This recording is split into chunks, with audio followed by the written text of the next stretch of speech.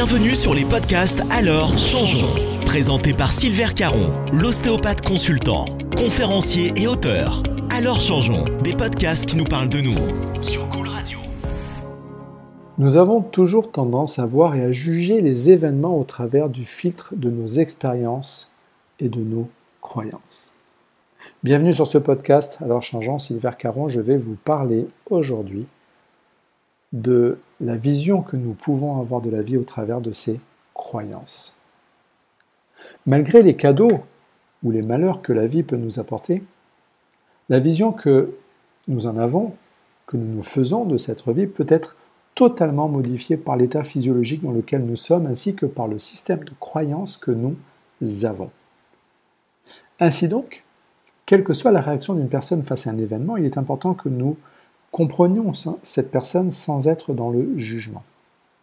Nous comprenons donc que ce n'est pas ce qui se passe qui compte, mais c'est plus que tout la vision que cette personne en a et que nous en avons.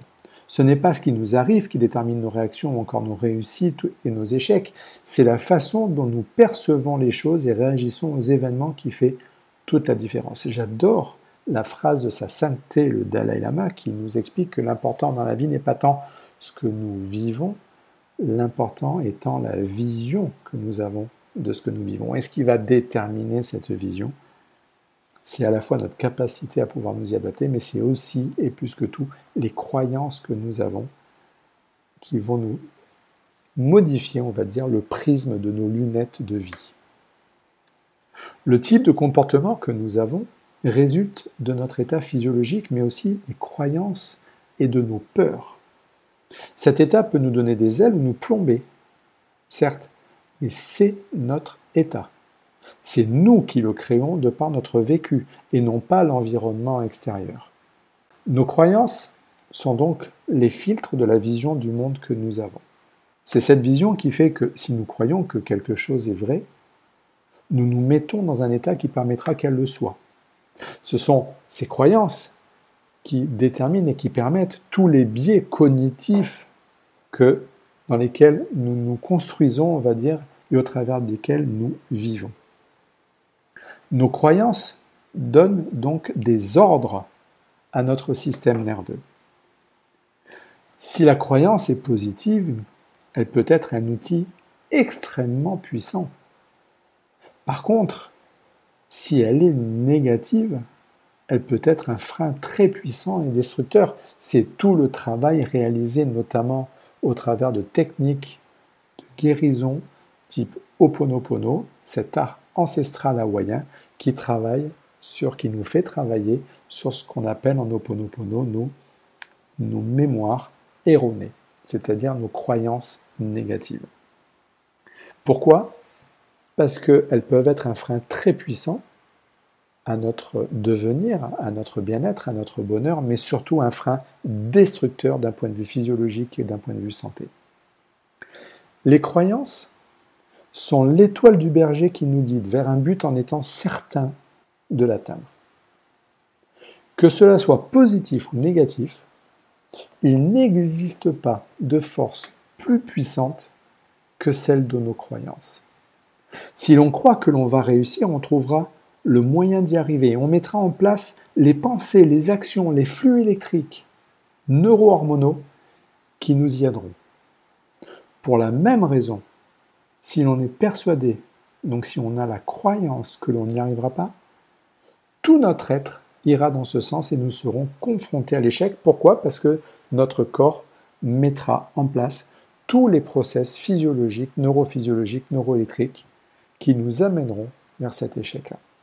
Les croyances sont souvent tellement ancrées en nous qu'on en oublie totalement leur subjectivité et elles deviennent définitivement des éléments qui prennent les rênes de notre vie à notre place. Elles proviennent essentiellement à la base de nos parents, de notre éducation, de ce que Don Miguel Ruiz, que j'aime à citer, appelle cette domestication, ce formatage. Et ces croyances peuvent évoluer au fil de nos expériences et de nos rencontres durant toute notre vie. Elles sont bien évidemment non vérifiées et non vérifiables. Et pourtant, nous les considérons comme acquises.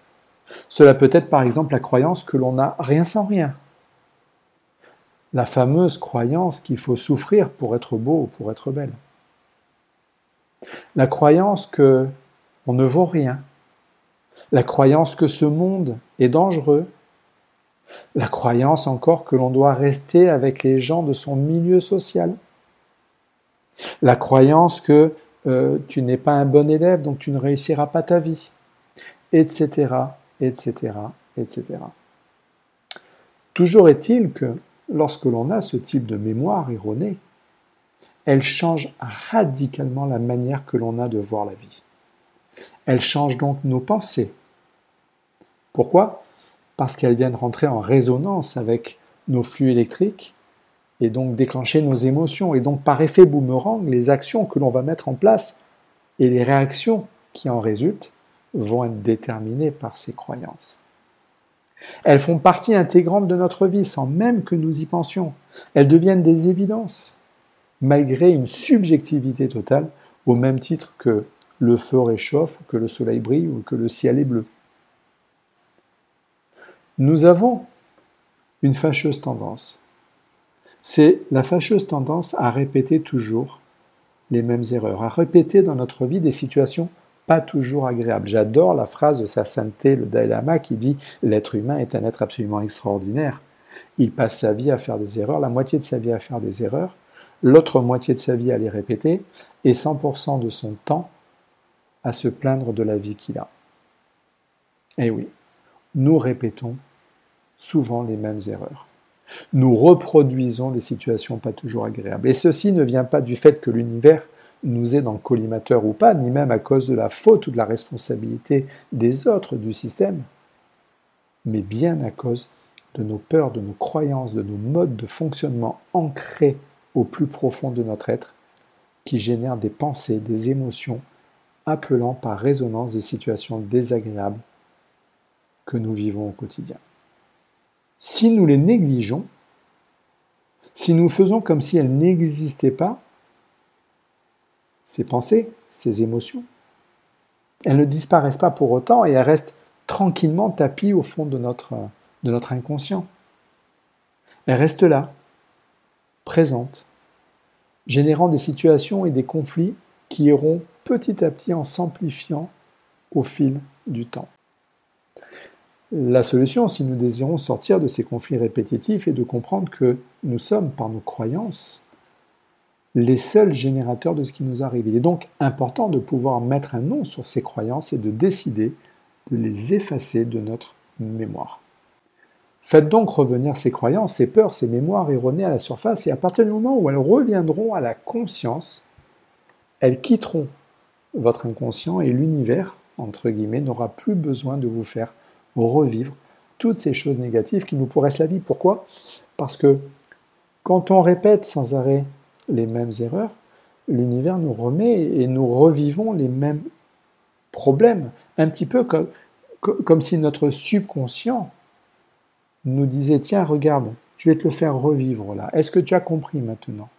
Non, tu n'as pas compris ? Eh bien, je vais te le faire revivre encore un peu plus fort. Est-ce que tu comprends maintenant ?» Et les choses prennent de plus en plus d'ampleur dans notre vie.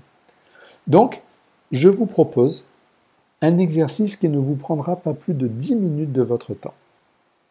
Et je vous invite sincèrement à faire cet exercice. Prenez une feuille de papier et un stylo. Faites une petite pause, mettez sur pause ce podcast, allez chercher une feuille de papier et un stylo. Maintenant que vous avez la feuille et le stylo, rédigez sur cette feuille en vrac toutes les croyances qui vous viennent à l'esprit. Ne réfléchissez pas trop, laissez faire votre esprit. Notez toutes ces croyances, aussi bien les dynamisantes que les limitantes, celles qui n'ont l'air de rien et celles qui sont prépondérantes. Si vous avez un trou, si vous n'y arrivez pas, laissez la feuille de côté.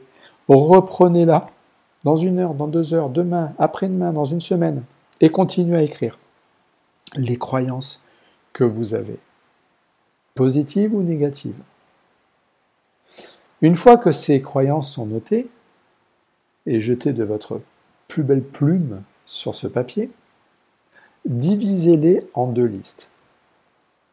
Les positives d'un côté et les négatives limitantes de l'autre.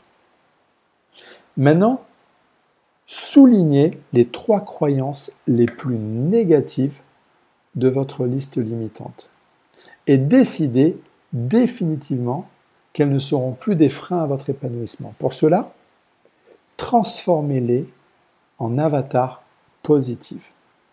Je prends un exemple. Des personnes qui vont, dans leur croyance, se dire « je ne suis pas aimable ». Pourquoi je ne suis pas aimable ? Parce que je suis gros. Ça, c'est la croyance limitante. L'avatar positif, j'ai de longs bons points et cela me donne un certain charme qui est très apprécié par bon nombre de personnes. Donc, remplacez par des avatars.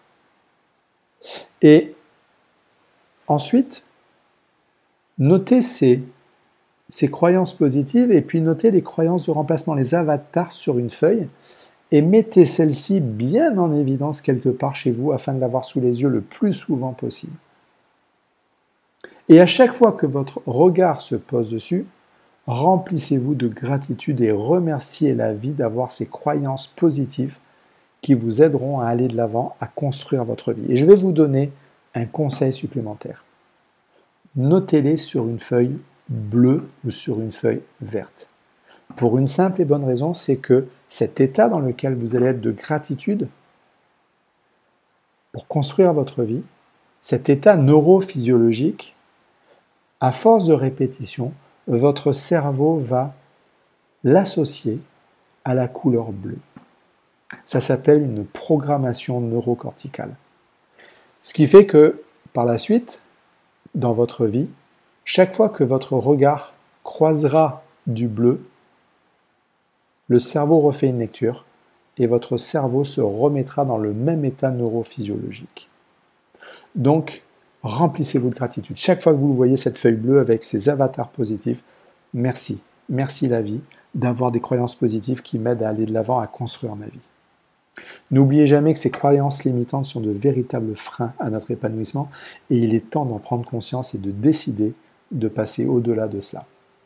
Et puis, rappelez-vous, comme le disait Jacques Salomé, la porte du changement ne peut s'ouvrir que de l'intérieur. Très belle journée à vous. Vous venez d'écouter l'émission Alors Changeons, animée par Sylvère Caron sur Cool Radio. Retrouvez-le sur Instagram, LinkedIn et sur son site sylvercaron.com.